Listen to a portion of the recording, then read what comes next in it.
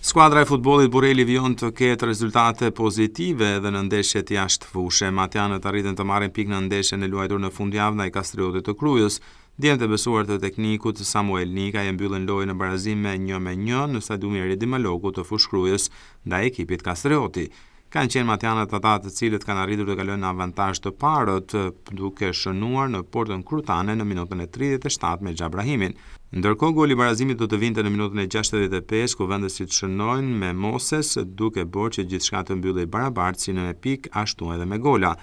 Me këtë pikë Bureli vijon të qëndrojë në vendin e 5 në kuotën e 8 pikëve në 5 ndeshje të luajtura deri tani. Nga këto ndeshje skuadra matjane ka 2 fitore, 1 humbje dhe 2 barazime.